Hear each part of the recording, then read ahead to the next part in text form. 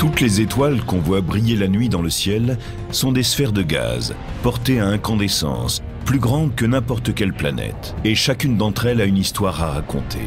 Depuis le traumatisme de sa naissance, jusqu'à sa vie qui s'écoule en permanence sur le fil du rasoir. La gravitation, dans un premier temps, rassemble les étoiles, puis elle tente de les broyer. Et leur mort fait trembler les cieux. Tout se passe en un éclair aveuglant. C'est la plus grande explosion que puisse connaître l'univers. Voici l'univers dans ce qui est son activité la plus importante et sous son aspect le plus instable. Voici l'histoire de la vie et de la mort d'une étoile.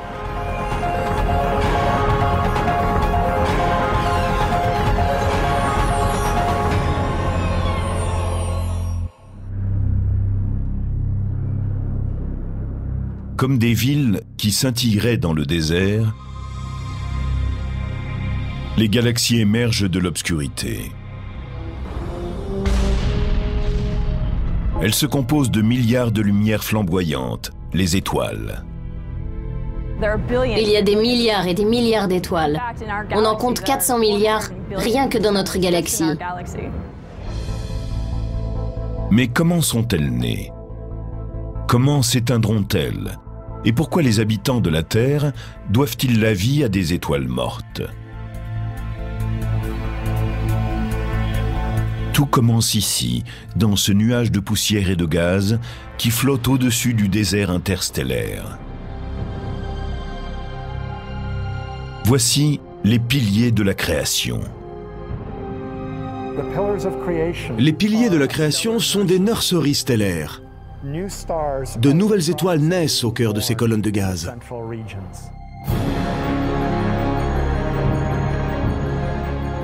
Situés à 7000 années-lumière de la Terre, ils font partie de la nébuleuse de l'Aigle, qui n'est qu'une des milliards de régions de l'univers où se forment les étoiles. Ce sont des colonnes de gaz d'hydrogène et de poussière. Sur le tableau périodique des éléments en chimie, vous avez en haut les éléments légers, hydrogène, hélium, lithium, et au fur et à mesure que vous descendez, les éléments de plus en plus lourds. L'hydrogène est l'élément le plus léger, le plus simple et le plus répandu dans l'univers. Il est essentiel dans la composition des étoiles. À l'intérieur d'une nébuleuse, les gaz et les poussières s'unissent lentement pour former de petits nuages. Pendant des millions d'années, ils sont poussés à se rassembler par une force que nous connaissons bien.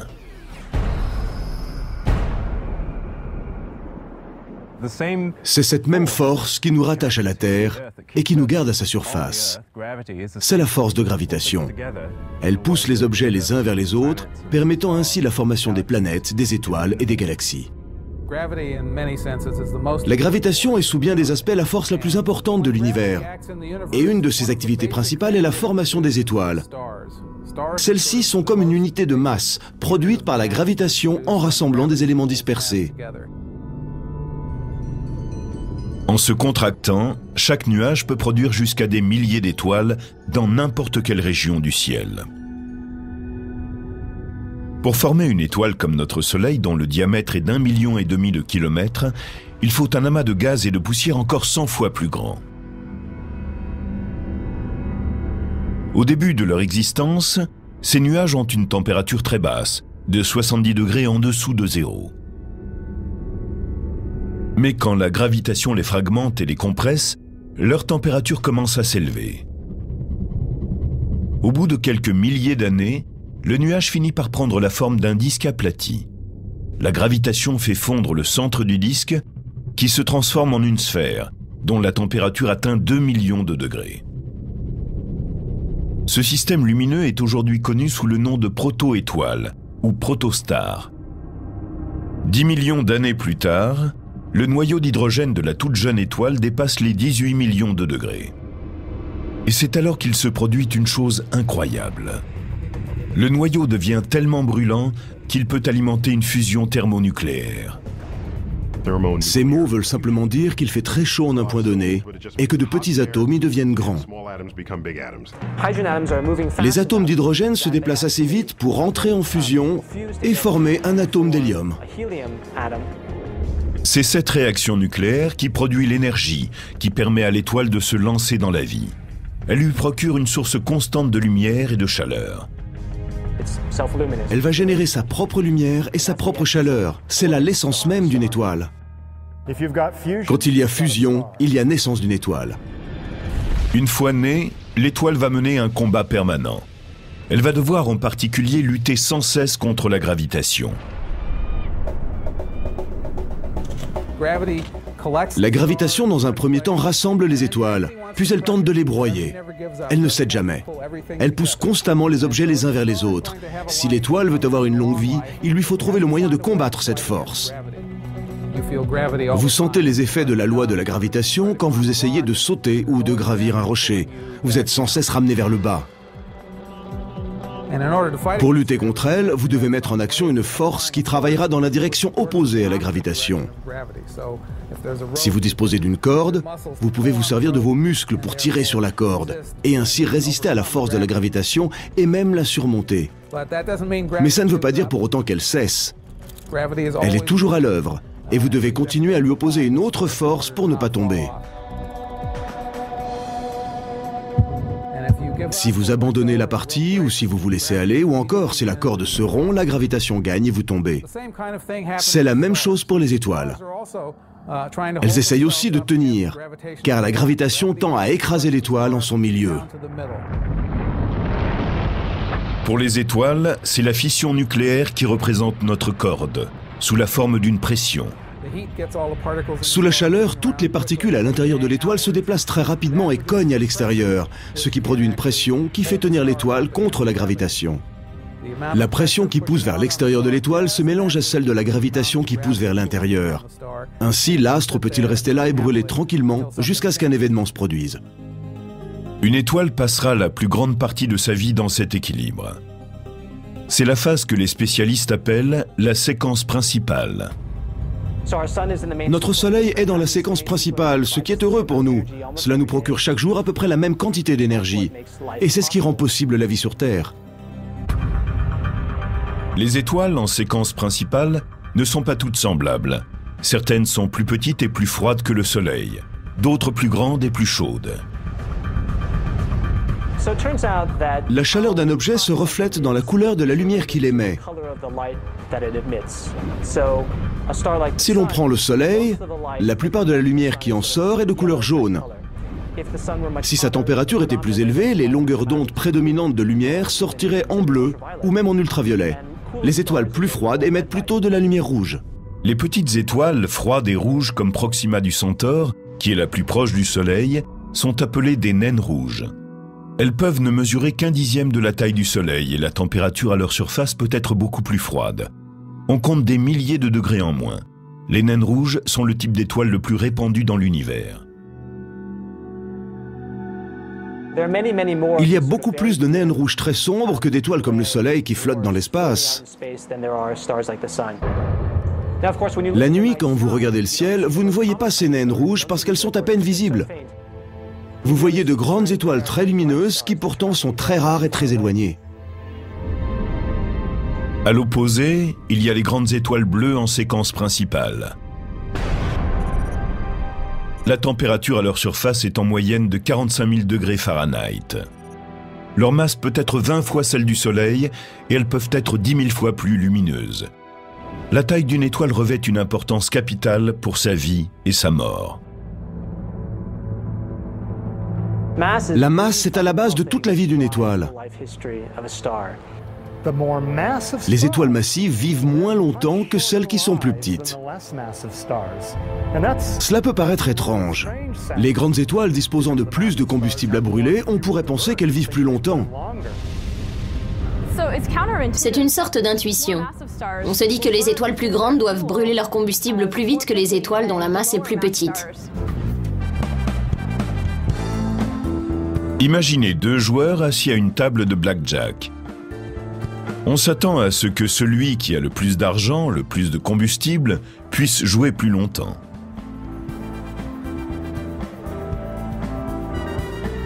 Mais si celui-ci mise très gros à chaque tour, Un joueur qui dispose de plus d'argent mais qui mise 10 000 $ à chaque fois va épuiser son argent beaucoup plus vite. Ainsi, plus vous avez une masse élevée, une température élevée et une pression élevée, plus le niveau de fusion est fort et la masse dont vous disposez s'épuise plus rapidement. C'est un simple calcul. Il s'agit de savoir le combustible dont vous disposez et à quel rythme vous le convertissez. Les étoiles de grande masse vivent plus vite. Elles brûlent la chandelle par les deux bouts. Une très grande étoile meurt en l'espace d'1 million d'années.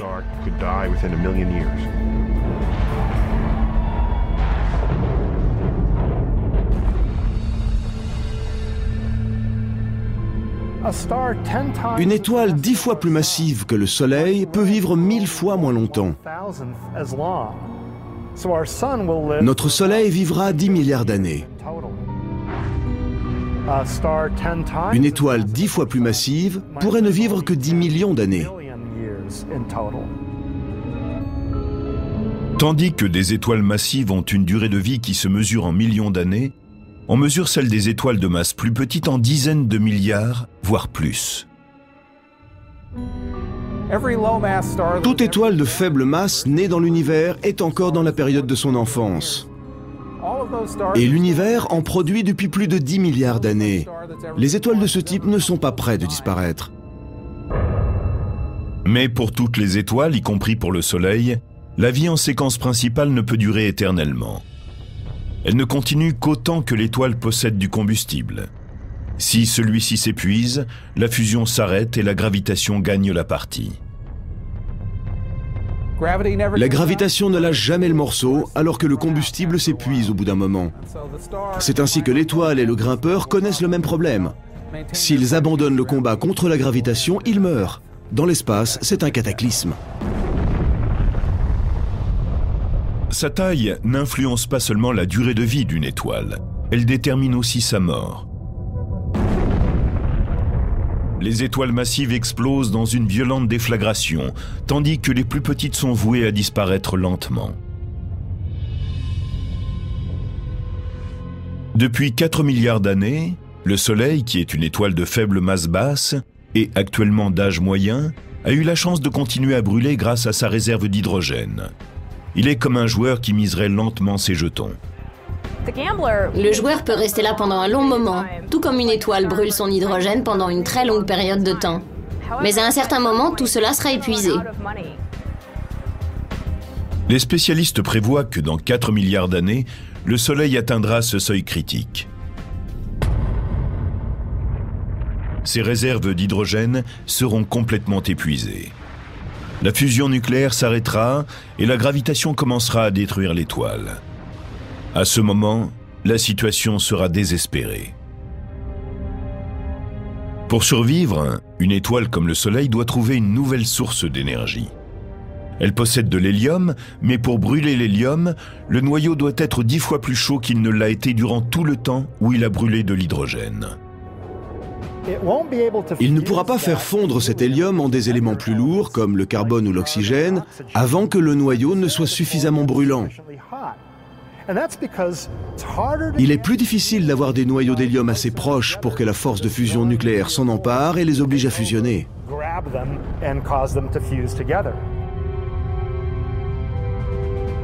Pendant que l'étoile continue à se contracter à l'intérieur, la nature lui jette une bouée de sauvetage. Le noyau est surchauffé par la pression gravitationnelle qui essaie de l'écraser. Quand le phénomène atteint 180 millions de degrés, l'hélium commence à fondre dans un pari désespéré pour survivre. Donc, le joueur désespéré pourrait arrêter, reprendre ses gains, rentrer chez lui et avoir davantage d'argent. Mais s'il continue à le brûler, il ne fait que différer l'inévitable.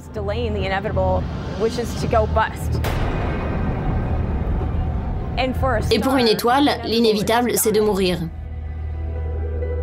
L'étoile, qui a brûlé pendant 10 milliards d'années grâce à son hydrogène, va maintenant fonctionner sur ses réserves d'hélium pendant plusieurs centaines de millions d'années. Et cela commence.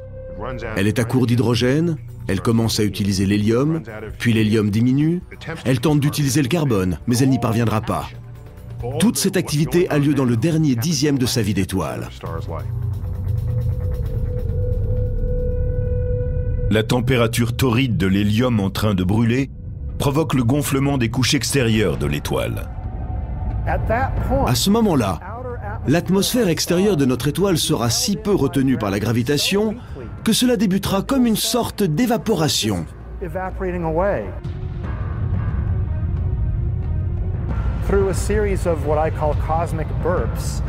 À travers des séries de sursauts cosmiques, elle va éjecter son enveloppe extérieure de gaz, qui ne sont que faiblement retenues par la gravitation.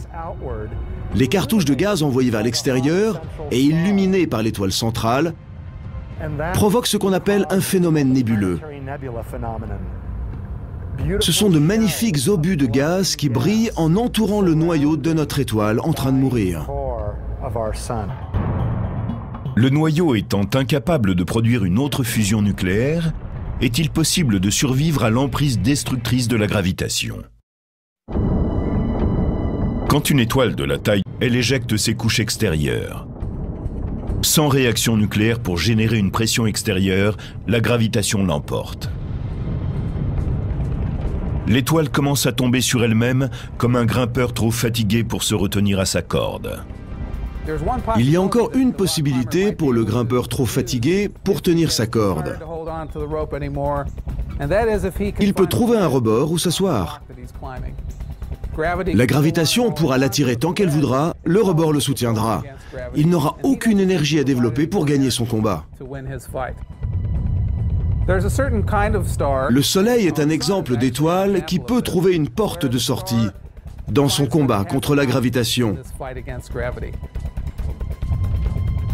L'étoile en train de se contracter trouve un refuge surprenant, les électrons.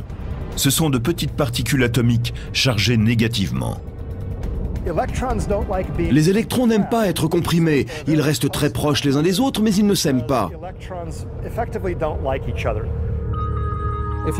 Si vous comprimez assez fort des électrons, cette pression même est capable de soustraire l'étoile à la gravitation. Quand le noyau de notre étoile, semblable au Soleil et qui est en train de mourir, est écrasé sur un objet de la taille de la Terre, ce qu'on appelle la pression dégénérative de l'électron prend le dessus. La gravitation ne peut pas continuer à détruire l'étoile. Elle se refroidit doucement et prend la forme d'un étrange débris stellaire bizarre, connu sous le nom de naine blanche. Ainsi en est-il de Sirius B, qu'on peut vaguement apercevoir à côté de sa compagne, Sirius, l'étoile la plus brillante de notre ciel. Une naine blanche est un type d'étoile très étrange. Elle est extrêmement dense. La naine blanche a une masse équivalente à 300 000 fois celle de la Terre, comprimée dans un volume de la taille de la Terre. Une cuillère à thé pleine de cette matière pèserait plusieurs tonnes. C'est quelque chose d'assez étonnant. Une naine blanche est l'étape finale dans la vie d'une étoile de type solaire. Mais elle n'est pas encore tout à fait morte. Elle continuera à briller pendant des milliards d'années en irradiant toute l'énergie accumulée au cours de sa vie. J'aime appeler les naines blanches des étoiles à la retraite. La lumière qu'elles diffusent est de l'énergie qu'elles ont accumulée pendant leur vie, pendant qu'elles fusionnaient les éléments légers en éléments lourds. C'est ce que le Soleil est en train de faire à l'heure actuelle. La naine blanche dépense ce qu'elle a épargné au cours de sa vie. C'est une étoile retraitée. C'est le destin du Soleil. Mais certaines naines blanches peuvent avoir un dernier baroud d'honneur grâce à un compagnon qui leur tend une main secourable. Car bien que le Soleil soit un solitaire cosmique, plus de la moitié des étoiles se déplacent dans la vie avec un compagnon. La plupart des étoiles font partie de systèmes binaires, ou parfois même multiples. Les couples qui sont proches ont parfois des destins différents de ceux des étoiles solitaires. Si une naine blanche est liée par la gravitation à une autre étoile, elle peut voler la nourriture de son compagnon. La petite naine blanche, qui a une forte densité, exerce une poussée gravitationnelle telle qu'elle va pouvoir siphonner le gaz hydrogène de l'autre.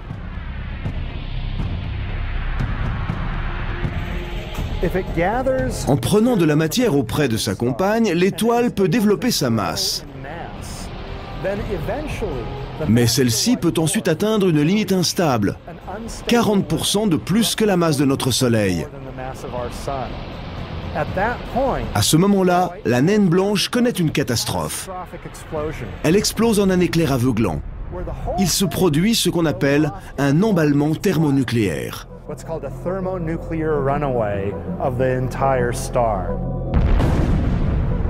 Cette explosion gigantesque est connue sous le nom de supernova de type 1. Si le Soleil faisait cela, ce qui ne sera pas le cas, il s'éteindrait de façon assez douce. Mais nous aurions besoin d'une protection solaire d'un coefficient de plusieurs millions pour nous protéger de l'éclair aveuglant.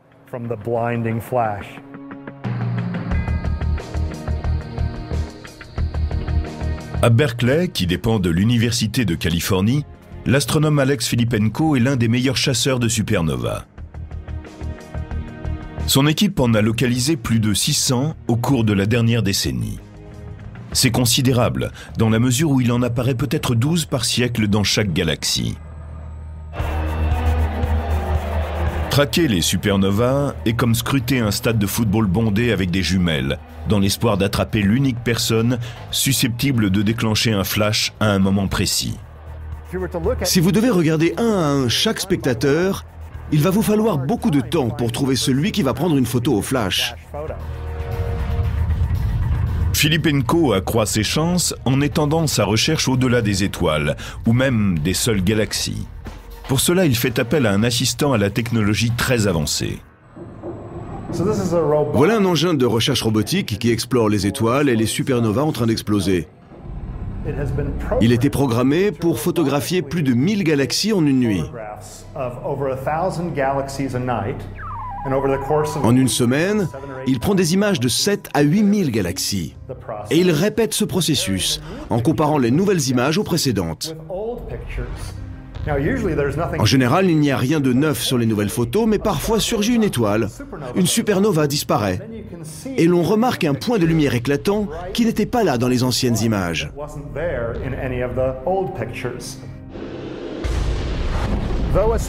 Bien qu'une supernova soit très brillante, sa lumière visible ne représente que 1% d'1% de son énergie totale. Un 10 millième de toute l'énergie émise pendant son explosion colossale.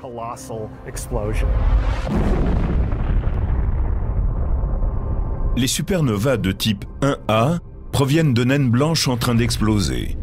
D'autres, connues sous le nom de supernova 2, indiquent la mort dramatique d'étoiles encore plus massives, 8 ou 10 fois plus massives que le Soleil.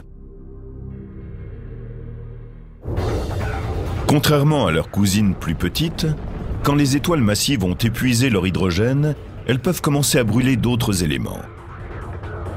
Les cendres de chaque série de réactions nucléaires deviennent le combustible pour la prochaine, si bien que lorsqu'elle est proche de la fin, une étoile massive ressemble à un oignon, avec une couche extérieure de combustible originel, d'hydrogène, entourée de couches successives d'éléments de plus en plus lourds. Elle traverse la vie en transformant l'hydrogène en hélium, puis l'hélium en carbone et en oxygène, puis l'oxygène en néon et en magnésium, et ensuite en silicone et sulfure. Et ensuite vient le fer. L'étoile massive développe un noyau de fer. Mais la fusion du fer en éléments plus lourds n'apporte rien de bon à l'étoile. Elle ne garde pas la chaleur à l'intérieur, car la fusion du fer en éléments plus lourds requiert de l'énergie. Elle absorbe de l'énergie, elle n'en libère pas. Ainsi, ce noyau de fer se développe sans fusion, et il devient parfois instable. Quand sa taille atteint environ 1,5 fois celle du Soleil, il s'effondre. Et cet effondrement est violent. En 1 seconde et demie, un noyau de la taille du Soleil est détruit en un objet de 15 km de diamètre. Pendant un moment, le noyau rebondit, se fracasse sur les couches extérieures de l'étoile et donne le coup d'envoi à une des explosions les plus massives de l'univers depuis le Big Bang. L'effondrement du noyau de fer disperse le reste de l'étoile au cours d'une explosion colossale. C'est vraiment un événement stupéfiant, incroyable. Les spécialistes sont convaincus que les supernovas représentent bien plus qu'un light show spectaculaire. En fait, elles sont la source d'éléments lourds qui transforment tout autour de nous. Tout le fer que vous voyez dans cette fonderie vient d'étoiles qui ont fini en explosions gigantesques. Tout ce fer vient d'étoiles en train d'exploser. Et tous les éléments plus lourds que le fer sont faits, directement ou indirectement, d'étoiles explosées. Ces éléments ont été éjectés dans le cosmos au cours d'événements démesurés. En se dispersant dans l'univers, la matière issue de ces explosions a produit des planètes, des lunes, de nouvelles étoiles, et aussi quelque chose d'encore plus extraordinaire.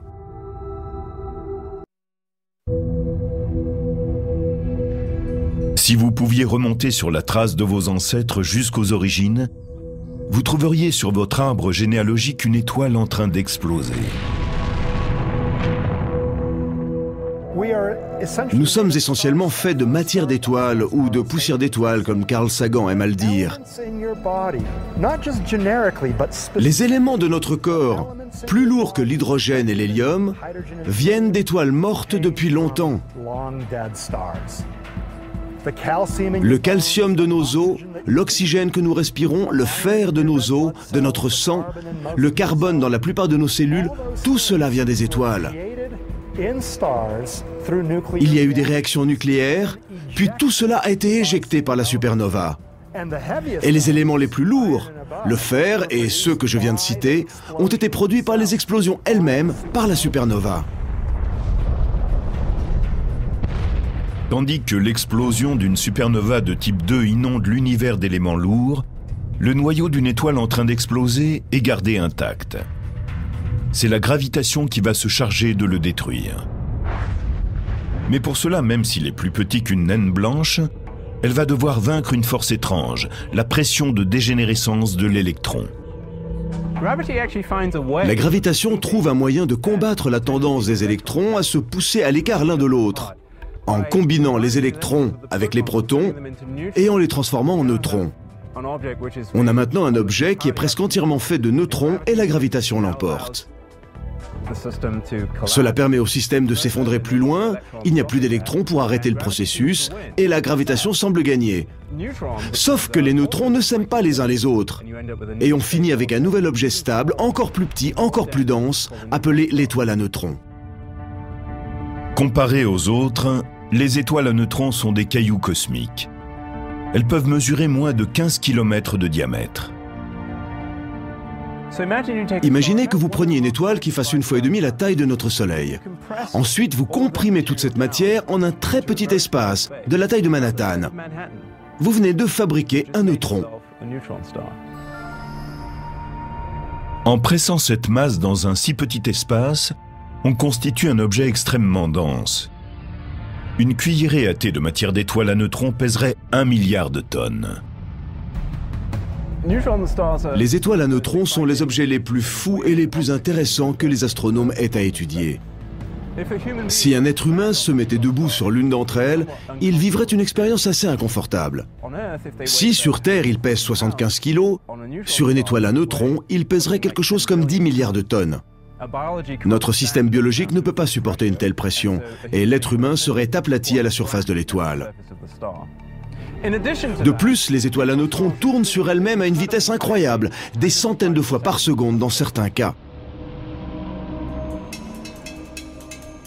C'est ce tournoiement rapide qui a d'abord empêché les astronomes d'identifier les étoiles à neutrons.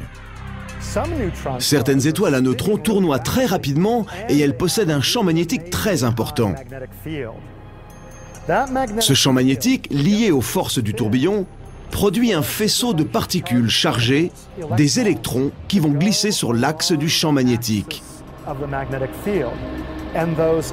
Une fois en accélération, ils dégagent de la lumière et produisent un faisceau très précis. C'est comme un phare, dont le faisceau couvre tout le champ qui est autour de lui. Mais vous ne l'apercevez que lorsqu'il croise votre champ de vision. De la même façon, vous ne pouvez voir l'étoile à neutrons briller que lorsque son faisceau est dirigé vers vous. Cet objet est appelé pulsar. Certaines étoiles sont tellement massives que même une étoile à neutrons ne peut pas tenir sous le poids de leur effondrement. Et ensuite, la gravitation les réduit en un objet de densité infinie et qui nous fascine, le trou noir.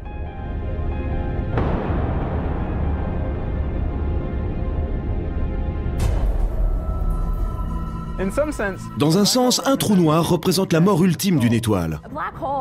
Un trou noir est à la base une victoire de la gravitation sur la masse.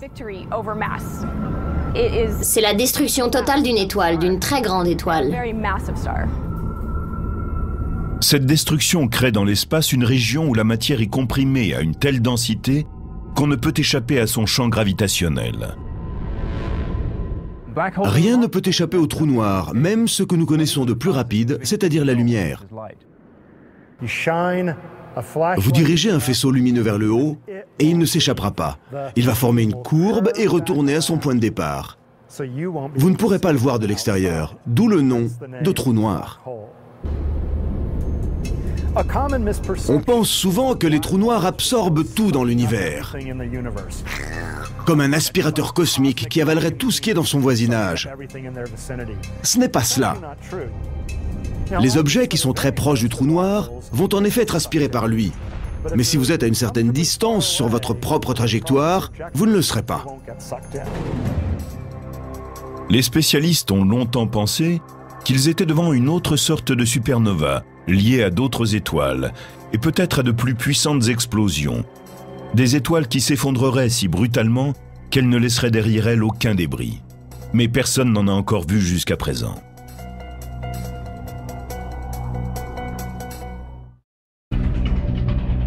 Même après tout ce temps, l'univers est toujours aussi surprenant par sa puissance.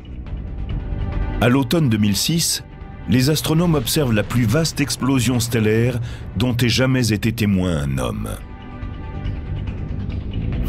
À 240 millions d'années-lumière de la Terre, une étoile massive se désintègre.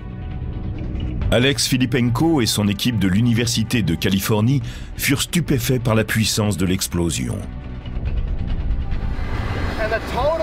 L'énergie totale émise était 100 fois plus importante que celle d'une explosion massive normale. C'était une explosion vraiment puissante et étonnante. Une supernova est issue de l'explosion d'une étoile 10 fois plus massive que le Soleil. Or, la supernova 2006 GY, comme l'ont nommé les astronomes, semble avoir indiqué la fin d'une étoile 150 à 200 fois plus massive que le Soleil. On n'en connaît pas de supérieure. Les spécialistes étudient toujours les conséquences de l'explosion. Mais ils pensent que la supernova 2006 GY a beaucoup à nous apprendre sur les premières étoiles qui ont peuplé notre univers. Nous pensons actuellement que les étoiles de la première génération devaient être très massives. Et elles ont sans doute explosé ainsi. Ce sont certainement ces méga-explosions qui, à l'origine, ont semé l'univers d'éléments lourds. Ces étoiles extrêmement massives sont les plus vastes usines de fer. Une seule étoile, de 150 fois la taille du Soleil, peut produire 20 ou 25 masses solaires de fer. C'est incroyable. Dans un cycle de vie, non seulement dans notre galaxie, mais dans tout le cosmos, quand une étoile meurt, en particulier parmi celles qui meurent de morts spectaculaires, c'est-à-dire les étoiles très massives dont le noyau contient du fer, c'est elle qui sème la graine qui donnera naissance aux générations suivantes d'étoiles, qui probablement contiendront les éléments de la vie même.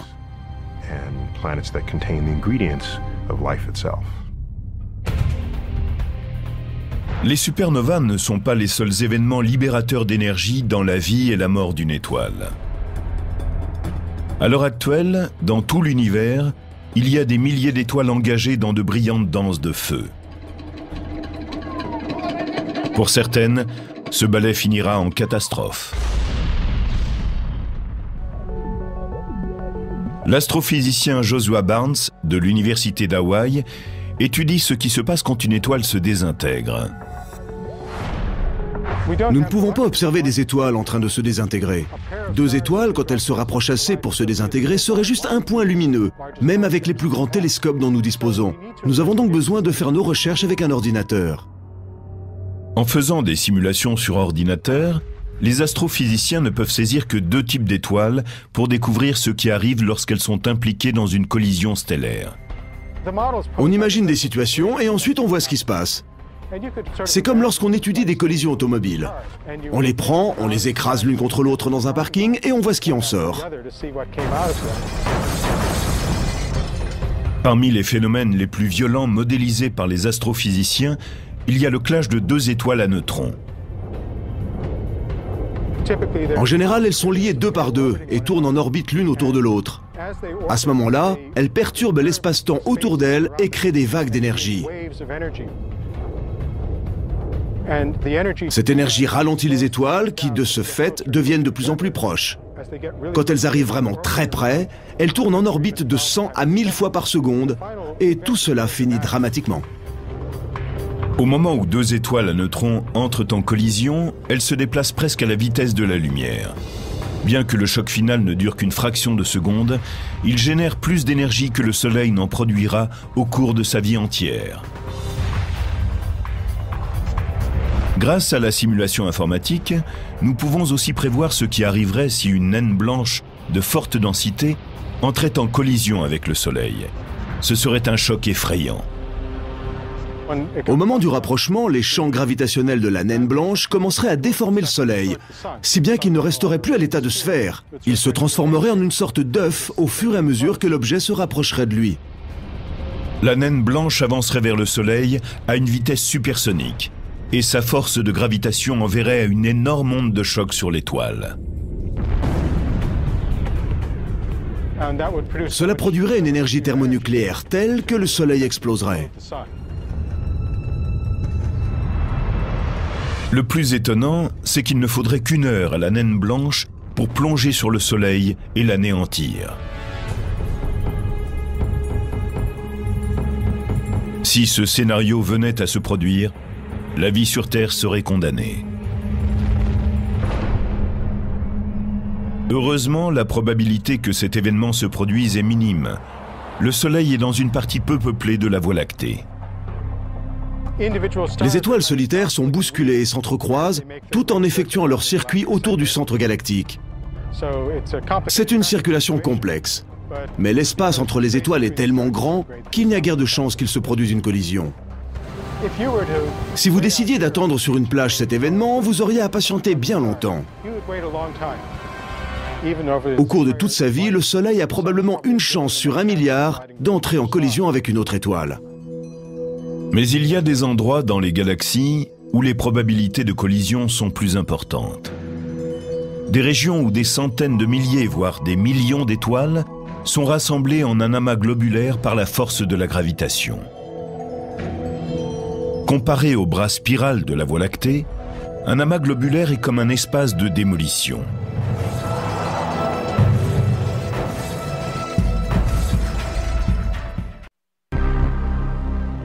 Les chances que deux étoiles entrent en collision dans les bras en spirale de notre galaxie sont d'1 sur 1 milliard.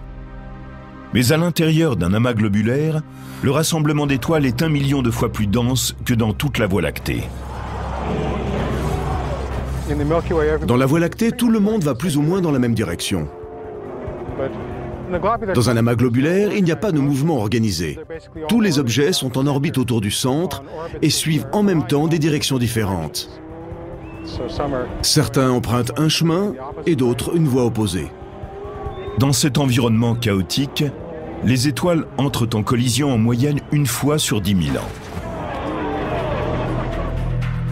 Dans un amas, toutes les étoiles sont plus ou moins nées au même moment. Quand les astronomes regardent un amas ancien, ils ne s'attendent pas à voir de jeunes étoiles. Et pourtant, les amas globulaires dissimulent souvent de mystérieuses étrangères. De grandes étoiles bleues, bien plus jeunes que les petites sombres qui les entourent. Elles sont connues sous le nom de traînardes bleues. Le mystère des traînardes bleues est qu'elles sont plus jeunes qu'elles ne devraient l'être. Dans ce type d'amas, toutes les étoiles qui ont cette masse et cette luminosité sont normalement mortes. Alors d'où viennent ces objets? Comment sont-ils entrés dans ces amas stellaires? L'astrophysicien Joshua Barnes pense connaître la réponse. Pour lui, les traînards bleus sont le résultat de collisions entre de plus vieilles étoiles en séquence principale. Une collision de deux étoiles en séquence principale, deux étoiles comme le Soleil, est en fait relativement douce. La force de gravitation de chaque étoile les enferme dans une spirale. Elles ont perdu l'énergie liée au mouvement. Elles reviendront et repasseront plusieurs fois par la suite. Elles se sont réchauffées, elles ont gonflé, et elles se sont en quelque sorte enroulées l'une autour de l'autre. Elles passent plusieurs fois de plus en plus près, jusqu'à finalement se rassembler et se fondre l'une dans l'autre.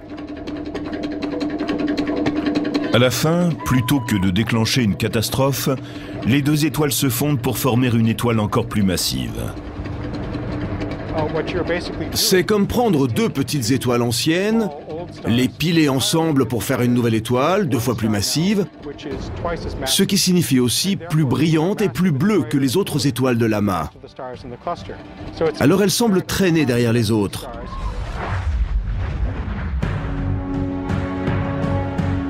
Le mystère des traînards bleus semble avoir été résolu.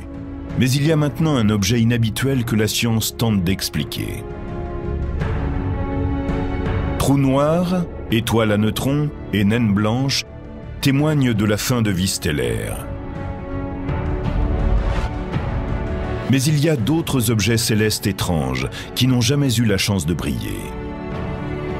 Ce ne sont pas exactement des planètes, ni vraiment des étoiles. Ce sont les naines brunes. Une naine brune est à la base une étoile ratée. Michael Yu, astronome à l'université d'Hawaï, recherche ces objets énigmatiques. Les étoiles produisent beaucoup de lumière. Elles sont faciles à voir de très loin, mais les naines brunes ont une température très basse. Elles émettent donc une très faible lumière. Elles sont tellement sombres que nous ne pouvons les voir que lorsqu'elles sont très proches de nous. Une naine brune comprend les mêmes éléments qu'une étoile, mais elle n'a tout simplement pas assez de masse pour soutenir une fusion nucléaire. Si un objet naît avec moins de 8% de la masse du Soleil, il ne peut pas produire sa propre énergie. C'est essentiellement une étoile ratée. Sans possibilité de fusion, ces étoiles ratées commencent à agir davantage comme des planètes. Si vous voliez à la surface d'une étoile dans un vaisseau spatial, vous ne verriez rien qui ressemble à des nuages ou des montagnes, rien de tout cela. Mais quand vous allez vers une naine brune, les choses commencent à changer. Nous pensons que leur atmosphère pourrait être similaire à celle d'objets massifs comme Jupiter. Si vous connaissez les images de cette planète, vous savez qu'elle est composée de tranches qui ont des nuages à leur surface. Même sans photo d'une naine brune, nous pensons qu'elle pourrait elle aussi avoir une structure de nuages. Ce ne sont pas des nuages comme ceux que nous connaissons. Imaginez comme un fer à vapeur qui fabrique ces nuages, assez minces pour que du fer en tombe sous forme de gouttelettes. Personne n'aimerait se trouver en dessous. Il s'agit de fer fondu. À ce jour, les astronomes n'ont localisé qu'environ 200 naines brunes, et ils se posent toujours de nombreuses questions sur ces mystérieux objets. Ils savent déjà que certaines d'entre elles sont entourées de disques de poussière et de gaz. Pourraient-ils se transformer en planètes? Ce n'est qu'un des nombreux mystères encore à résoudre, tandis qu'on continue à explorer les étoiles. Mais la science nous a déjà révélé que l'univers était un royaume magique de naines et de géantes, de traînardes et de supernovas. Et à travers l'histoire explosive des étoiles, nous avons découvert l'histoire du cosmos, ainsi qu'une clé pour comprendre nos origines.